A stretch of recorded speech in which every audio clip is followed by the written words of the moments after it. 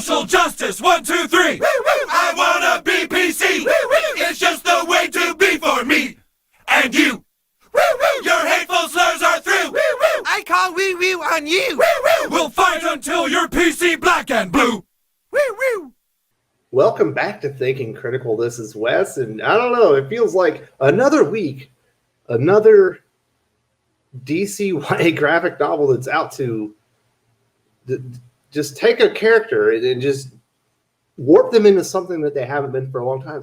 Now, if you're a fan of the channel, you probably know I am a pretty big fan of just Green Lanterns in general. I like Jessica Cruz. She's one of my, probably 3 favorite Green Lanterns right after Hal Jordan, Kilowog. It's probably Jessica Cruz after that. I think she's an interesting Green Lantern because she has an interesting struggle that she goes through, and she has like an anxiety issue, which makes it a cool struggle. It gives the character like something to really overcome while they're trying to wield the ring and all that stuff.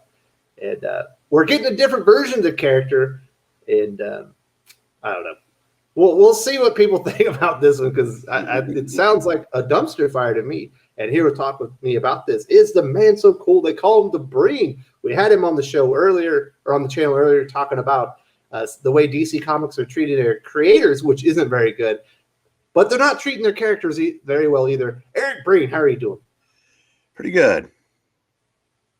Well, I know you're not doing that good, because all the news coming out of DC. You don't read Marvel anymore. You're a lifelong comic book reader. You've been true to DC, but it feels like they're trying to drive you and me and anyone else that's been a fan of these characters away. Now, I understand. But Wes, these YA graphic novels are not intended for you. I get that. I do get that.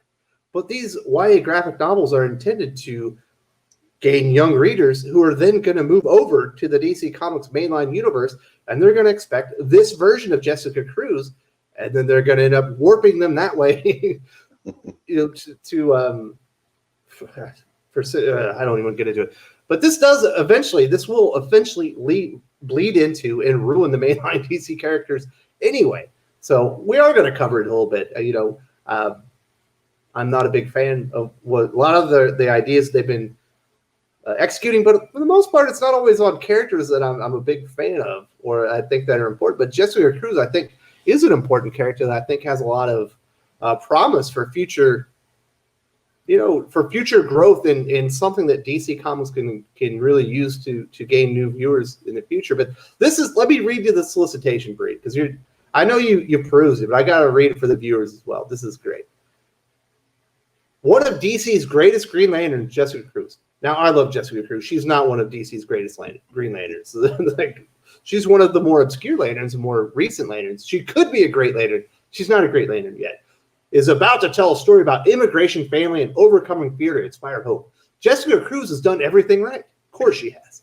She's a dedicated student, popular among her classmates, and has a loving family that has done everything they can to give her a better life in the United States. Of course. Why would she ever have to overcome anything? While Jessica is part of the Deferred Action for Childhood Arrivals program, she's in the DACA program. Who hasn't wanted to go to a DC comic to read up about DACA?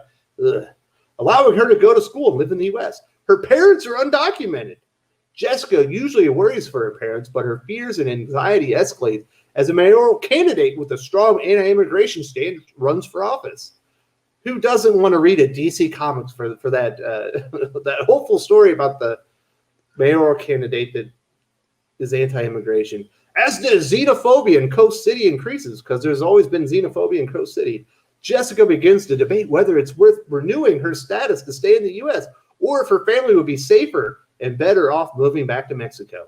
And despite her attempts to lean on her friends and family, she finds herself constantly visited by visions of Aztec gods, one pulling her towards hope and the other towards anger.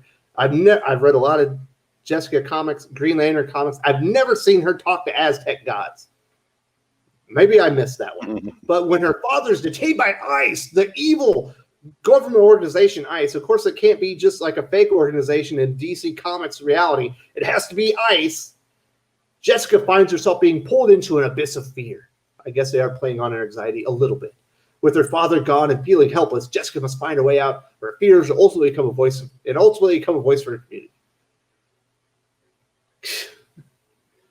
Isn't that what you've always wanted, Breen? Isn't that what you think young readers who want to get into Green Lantern? Isn't this the gateway to Green Lantern? 45 years has led me to this. Hey, at least now I guess we know why Hank Henshaw took out Coast City. Too much xenophobia. Got to take out the xenophobes, buddy. Where do I start? You brought it up before. I said, yeah, but these aren't for you. These are for younger readers. Okay. But can't comic books still be escapism even for younger readers? Well, that's where I was going to go with this. No, because everything is political, and you're finding that more and more with younger creators and the new wave of creators. And yes, whereas these books may not be for people like us, the audience they're grooming, whether it's You Brought Me the Ocean, Gotham High, I Am Not Starfire, whatever this is called, they are grooming an audience of hive minds because they're only presenting one side of every issue. They're telling you what to think. And anybody that has a problem with that, they've got their built-in lists of ists and phobes to shoot down any criticism of what they're doing. So when the people, if they do get anybody to read these and they want them to be reading their comics going forward, the plan almost has to be to change the existing characters to fit the new audience they're trying to cultivate. And isn't it weird that, Jessica Cruz, yes, she's a Latina Green Lantern, but we got to pigeonhole her. She's Latina. She must be an undocumented Mexican in DACA. It's like, can't you just be, that's not part of her character history. If you wanted to explore stuff like this, they do have a Green Lantern that's perfectly suited for it. That's kind of been part of his story, Simon Baz, but everyone seems to have forgotten about that character. Well, they've forgotten about him because these new writers, they're terrified of doing anything with a Muslim character that might offend anybody. So they're going to, I don't look for a whole lot from Simon Baz going forward, but Jessica Cruz is the perfect vehicle to, like I said, to criticize, the U.S. immigration policy. I'm sorry, the Republican U.S. immigration policy. You can bet if they don't come out and say it, you're going to know that mayoral candidate is a Republican. And he's probably going to say a lot of things that sound like our 45th president. Because again, it's, and I apologize if I appear to be going off the rails here. I know I'm going to, get a ton of dislikes for this, but it's just they're going after, like I said, one side of every issue. And it seems like instead of saying, hey, let's present a balanced story, let readers make up their mind and try to get everybody to read their comics, try to get, kids that might think differently to read these YA novels. They are going after one side of each. This, Eric? How about not go for any sides? Let's tell the coolest Green Lantern, Jessica Cruz Green Lantern stories possible, and let's do it within the context of who the fucking character is. There's a lot of things that you can do with Jessica Cruz. She's an untapped resource as far as stories to be told. You can go back to her early parts of her life, but you can play with it within the sandbox that was actually already created because it's a good character. You don't have to go and mold everything to present a weird slice of life that puts out a worldview. Whether I agree with it or I don't, this is boring. If she was a deeply conservative character, I wouldn't want to read that anyway. That's boring too. That's not what Jessica Cruz is. She's a Green Lantern that has an anxiety issue and has to overcome that. That is her obstacle. Now, you can go and, obviously it does feel like they're playing some of her anxieties in there, but they're putting in all this stupid backstory that never was there to begin with. Why? It's so stupid. And if anyone that comes in here, if there's a YA reader, let's say 16, comes in here and reads this, like, you know what, Jessica Cruz is a great Green Lantern. I really like this struggle. Let me go and read the other Jessica Cruz stories. They're going to go into the comic books like, what the hell is this? This isn't the character. Because there's no, like, it's the same thing. Why does Starfire have a teenage daughter? She's not old enough. Like, if somebody tries to jump over, they're like, what the hell is this? Yeah, what is this an entry point for? An entry point to nowhere. It's stupid. Well, yeah, they're trading on names and presenting the characters in name only. And I agree. Like I said, if Jessica Cruz were an arch conservative, I wouldn't want that either, because we get enough politics in our daily lives. Comics, used to be an escape, and before the comics have always been political crowd jumps down my throat. Yeah, but in those days, you did get some semblance of balance, and you could form your own conclusions.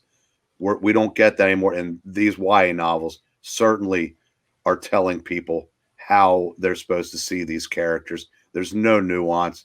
It's sledgehammer writing, whether it's and I'm going to guess that the person writing this, meets a lot of the surface traits of the character. Her name is Lilliam Rivera. There you go. And it's, again, when you intentionally limit your audience, the sales just aren't going to be there, but the message is, and I'm getting the feeling that the message is more important than the sales. Actually, I've felt that way with comics for years. It's about message. It's not about story. It's not about celebrating DC Comics and the great characters that they can do it in adapting it for YA audience. It's about completely changing everything, giving up what the brand is and has been built on for 80 years to satisfy and check off some morality boxes. So you can say, you know what, I hate virtue signaling. This is virtue signaling. Go make your own character, Lillian Rivera. Go make original characters, DC, if that's what you want in your YA novel. That makes sense with that character. Go. It's not that hard. No, I agree. Again, and it wouldn't be bad if they were just, like I said, younger versions of the characters being presented in a balanced, apolitical manner. It challenges that young people have to deal with every day. Yeah, but it seems like there's a formula developing. There's no imagination. There's no creativity left in the industry, and that's why we're getting this crap. This is cookie cutter bullshit. Like, I could write this fucking story. It's not that hard. Do something creative with the character. Look at what the creator is, or the character is. Look at what she's been through in the life cycle of the character within DC Comics. What was missing at the beginning? Do something creative. Do something interesting with the character. We're tired of this cookie cutter, just generic PC bullshit. I could not agree with you more. But it's obviously not going to stop anytime soon, because obviously the reaction to I Am Not Starfire didn't dissuade them from rolling this out. Book has likely been in production for over a year. Yeah, you're right. But what if something is met with such resounding criticism or dissatisfaction, it's just mocking. People are mocking this crap because they see it for what it is. It's droll bullshit. I mean, even Marvel hit pause with the new Warriors, but it's like, it seems like at DC it's damn the torpedoes, full speed ahead, and I'm just wondering what's next. It's the Titanic. They see the enormous glacier in front of them, and the captain said, "Forward ho, turn it up to full blast. Let's go faster." Like, oh, this is going to be interesting. This would have been a good day to wear my Titanic swim team shirt for the. Man, you should have worn your Titanic Speedo. I think everybody would have liked it. Oh, no. Anybody that saw my video the other night knows, no, we don't need that. Well, you did have a great video, and I will say Eric Green does have a small YouTube channel. He posts videos every once in a while. If you want to see some comic book, if you want to see his comic book collection, it's outstanding. And he does have a video on it. But just getting back to this, I can guarantee you, the character's Mary Sue. She will do nothing wrong. She will every bad person in this is going to be a white dude. Every family member that she has will just be saintly, and it's so. We've seen it 100 times. It's just boring. It's beyond boring and played out at this time. And kids don't like being pandered to. They can see this for what it is. Yeah. Why is it that her parents had to be illegal? Again, it's presenting that one side. Because they're molding the character to fit the stupid story that doesn't fit DC Comics. How about going, get her parents are legal, she's there legal, and go greater in depth as to what led her to be the person that stayed in her apartment for 3 years. And actually explore the character, the real character, instead of this made up, how we see the world, and we only see it one way, and that everybody on their side is bad and everybody on our side is good. You know where I can read this, Breen? On fucking Webtoons, or on Reddit. You know what I mean? This is the crap that non-professional comic creators make in Marvel. Yeah. And I said, and I know that we're not allowed to say the things we're saying. We're going to get killed for saying them by a lot of people, but yeah.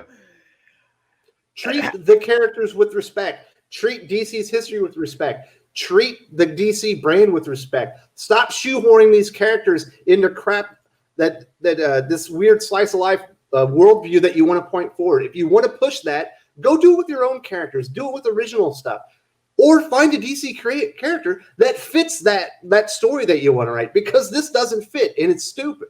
Well, you just touched on it right there. The person they got to do this book, I'm sure, knows less than a Wikipedia page article about Jessica Cruz.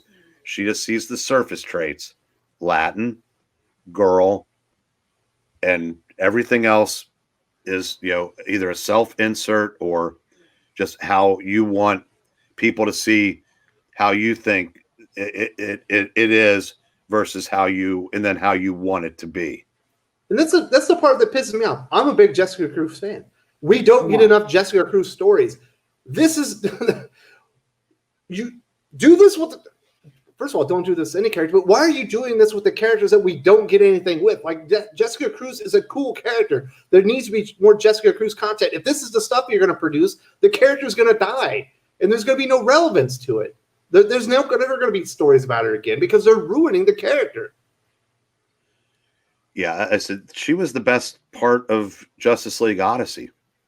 Yeah, and she had the best journey. She had the best, hero's journey that she had to gone through. That was a cool story. Yeah, Green Lanterns was when it was written well, was a really, really good book. And the way the two new Lanterns, Jessica and Simon, interacted, that was a really fun dynamic. I mean, there was, it showed that, men and women could be friends, learn on the job together, get better together. And and this just seems like I'm not gonna say it wipes it all out, because I said, I don't know how many people are going to read this to begin with, but what they hope this does probably will do serious damage to what's come before. Yeah, it's just DC Comics every single day. It's more news, and you're just like, it's a dead brand, man. It's a dead comic brand. It's good for memes. If it's not dead, it's definitely DC Comics are their own meme generator nowadays, Breen. They're becoming their own worst enemy too. Absolutely, it's just I don't even know what to say. Shocking, DC. Next week there's going to be new information come out with DC Comics. We're going to announce something new, and you just be like, Jesus. No, more the same. It's not shocking anymore. No, it's not. It's the new normal. It's the new status quo at DC Comics, and it's embarrassing. I'm embarrassed for the industry. I'm embarrassed for fans of Jessica Cruz that buy this comic book, give it to their kid, not realizing that it's a bastardized destroyed version of the character that's not celebrating the actual character of Jessica Cruz. They're just pigeonholing the character and taking, you know, like, well, she's Latin, she's got to be undocumented, she's got to be a DACA. Go make your own character if that's what you wanted to do. It's not that hard. That's all I'm saying. Nah, maybe it is because no one seems to be doing it. Yeah, You know, why ruin your own character when you can ruin somebody else's?